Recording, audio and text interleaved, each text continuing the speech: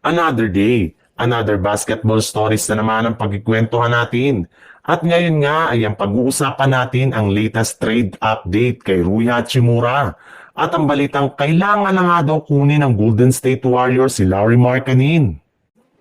Simula nga nang i-anunsyo ng Los Angeles Lakers na hindi na nila ititrade pa ngayong offseason sina Gabe Vincent at Jared Vanderbilt, ay marami na nga ang naniniwala na tapos na ang kanilang offseason sa paggawa ng trade. Kulang pa rin naman nga ang trade asset na ipang-aalok sa ibang mga kupunan.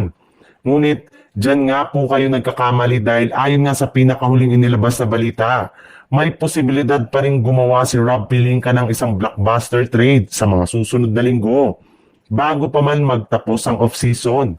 At isa nga sa mga plano nilang i-offer sa ibang team ay si Rui Hachimura.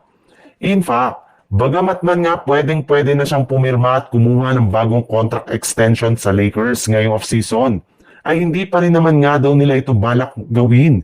Kaya sa huli nga ay naging questionable na nga ang future ngayon ni Hachimura sa team. Medyo mataas rin naman nga ang sweldo nito na maaari nilang magamit upang makuha ang ilan sa mga nabanggit nilang target, katulad na lang nina Nikola Vucevic ng Chicago Bulls, Robert Williams III o di kaya si Jrue Holiday mula sa Portland Trail Blazers.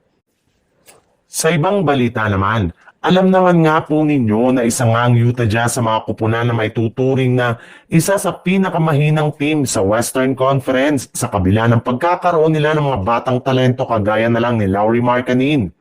And since nga halos wala silang ginawang magandang move o improvement sa kanilang lineup ngayong offseason, ay inaasahan nga na babagsak na naman sila sa ibaba ng standing.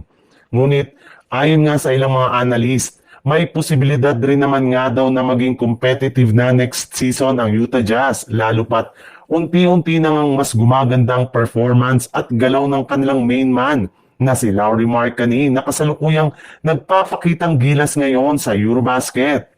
In fact, sa 3 exhibition games nga ito sa Finland ay nagtala nga siya agad ng kabuwang 121 points at 26 rebounds sa kanilang binitiwang 14 3-pointers.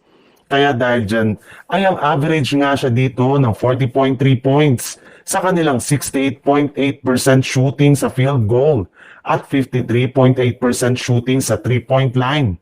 Kaya yan nga ang mismong dahilan para kunin siya ng ibang kupunan sa pamamagitan ng isang trade.